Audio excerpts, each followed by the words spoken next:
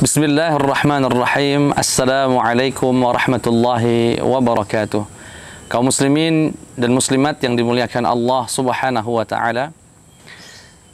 Majelis Ulama Indonesia, juga lembaga-lembaga fatwa dunia seperti Hayat Kibar Ulama'il Azhar, ya ini perkumpulan ulama-ulama besar Al-Azhar, telah mengeluarkan fatwa sebagai sebuah himbauan juga buat kaum muslimin dan muslimat terkait menyikapi dan menghadapi wabah yang sedang menyebar ini, wabah corona atau COVID-19. Di antara poin-poinnya adalah di daerah yang sudah genting, yang sudah merebah virus corona ini, itu boleh untuk tidak mengadakan sholat Jum'ah dan jamaah, bahkan pada kondisi tertentu dilarang untuk melaksanakan sholat Jumat ataupun sholat berjamaah. Fatwa ini mungkin terdengar asing, bahkan mungkin sampai asingnya sebagian ulama juga ada yang mencoba menyanggahnya, mengatakan, dan saya dikirimi beberapa tulisan itu sampai 8 poin kalau nggak salah alasannya, yang saya lihat semuanya merujuk pada satu hal. Mereka berpandangan seperti ini: wabah yang terjadi ini kan disebabkan karena maksiat, karena dosa yang sudah melampaui batas, sehingga Allah ingin memberikan sebuah teguran kepada kita. Justru saat ditegur seperti ini, bukan malah meniadakan sholat Jumat, bukan malah meniadakan sholat jamaah, justru harus diperkuat sholat Jumat dan sholat jamaahnya. Begitu cara berpikir orang tersebut. Nah, dalam video ini akan kami coba menjawab dan menyanggahnya agar menenangkan kaum muslimin dan muslimat bahwasanya fatwa yang dikeluarkan oleh MUI setelah melalui seluruh prosedur dan mekanisme, mendatangkan seluruh pakar yang berkaitan dengan masalah ini, ya, itu insya Allah benar adanya.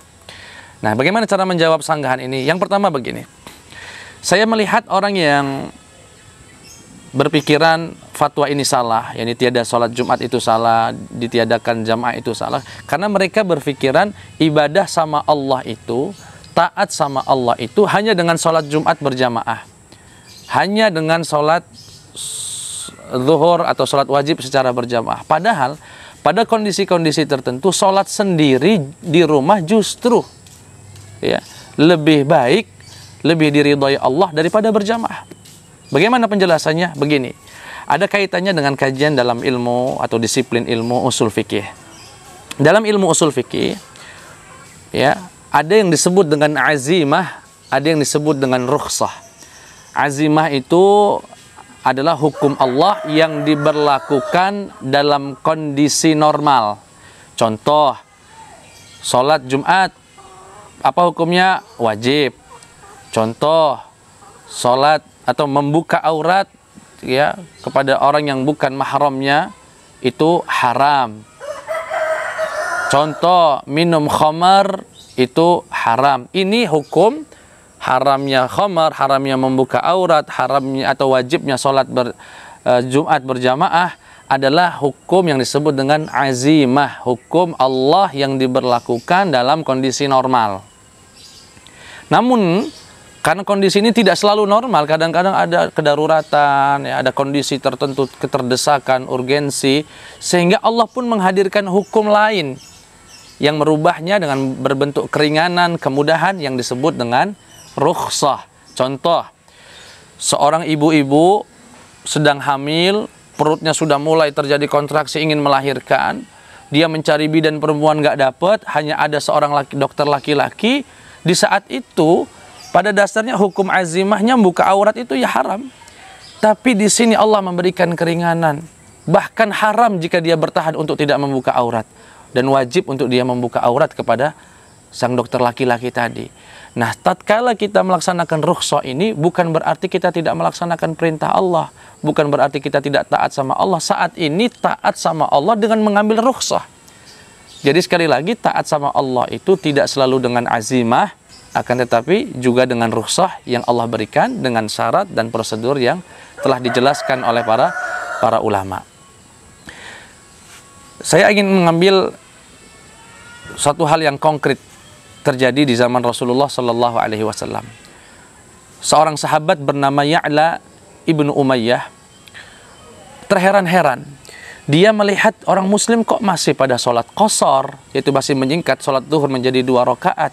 Padahal setahu saya, kata Ya'la bin Umayyah ini, perintah atau dibolehkannya mengqasar itu tatkala umat Islam takut, terancam, ingin diserang, ingin dibunuh oleh orang-orang kafir. Sedangkan hari ini, kata Ya'la bin Umayyah, kita sudah aman, sudah nyaman, gak ada masalah lagi. Sehingga penasaran saya ini, keheranan saya ini, saya tanyakan kepada sahabat Umar ibn al-Khattab, ya Umar ibn al-Khattab, gimana ini? Kok orang-orang masih pada qasar, padahal kita sudah rasa aman, dan Allah hanya membolehkan kita mengqasar itu saat dalam kondisi takut, sesuai dengan firman Allah dalam surat An-Nisa ayat ke-101. Allah Subhanahu wa taala berfirman, "Wa idza darabtum fil ardi falaysa 'alaikum junahun an taqsuru minas salati in khiftum ay yaftinakumul ladzina kafaru." Wahai umat Islam, wahai hamba-hambaku, jika kalian dalam perjalanan takut ya akan dibunuh, diancam oleh orang-orang kafir, maka tidak berdosa untuk kalian melaksanakan qasar salat. Kata sahabat Umar, iya juga ya, kita hari ini sudah aman, sudah nyaman, ngapain masih qasar? Ya sudah, coba saya konfirmasi dulu kepada Rasulullah Sallallahu Alaihi Wasallam. Ya Rasulullah, diceritakan oleh Umar, ya Rasulullah, ngapain kok sebagian umat Islam masih pada qasar, padahal kita sudah aman? Apa jawaban Rasulullah? Sadaqatun tasaddaqa bihallahu alaikum faqbalu sadaqatah. Ya Umar, keringanan rukhsah ini adalah sedekah dari Allah, di mana Allah tidak ingin memberatkan kita. Terima saja, terima sedekah dari Allah Subhanahu wa taala. Nah, kaitannya dengan fatwa ulama terkait tidak ada sholat Jumat ataupun sholat berjamaah juga begitu. Tatkala sholat Jumat sebagai hukum azimahnya adalah wajib kita ikuti. Namun dalam kondisi semacam ini terjadi virus corona, vaksin belum diketemukan, virus ini juga tidak ada tanda-tanda yang tampak jelas, sehingga sangat mengkhawatirkan. Allah berikan keringanan untuk tidak melaksanakan sholat Jumat. Itu rukhsah, sedekah dari Allah, terima saja. Justru kalau kita menolak, ada unsur bahkan benih-benih kesombongan di dalam hati kita. Nah, adapun dalil yang secara spesifik membolehkan kita untuk tidak sholat Jumat berjamaah dan sebagainya dalam kondisi yang terdesak, banyak dalilnya ya, dan dijelaskan dalam fatwa MUI secara resmi. Namun dalam video kali ini mungkin saya akan sebutkan satu saja atau mungkin dua, di mana Rasulullah Shallallahu Alaihi Wasallam pernah bersabda, "Man akala thawman aw basalan," barang siapa yang makan bawang putih, bawang merah, falyatazilna atau falyatazil masjidana. Barang siapa yang makan bawang putih atau bawang merah, hendaknya jangan mendekati masjidku.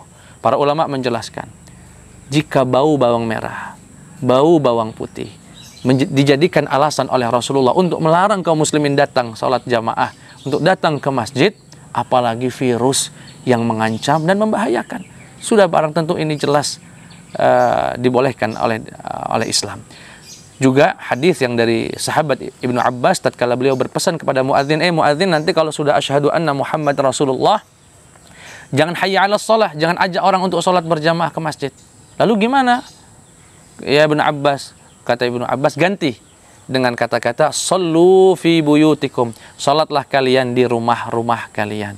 Sebagian sahabat yang mungkin agak aneh, loh kok bisa dirubah-rubah begini ya Ibnu Abbas? Jawaban Ibnu Abbas, fa'alahu man huwa khairun minni. Yang baru saja kita lakukan pernah dilakukan oleh orang yang lebih baik daripada aku. Dia adalah Rasulullah Sallallahu Alaihi Wasallam.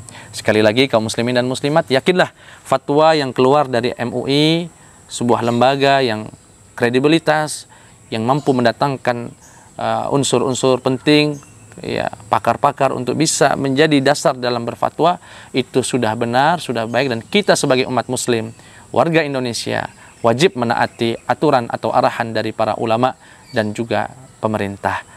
Kaum muslimin dan muslimat yang dimuliakan Allah Subhanahu wa taala, itu saja penjelasan yang ingin kami sampaikan. Semoga bermanfaat.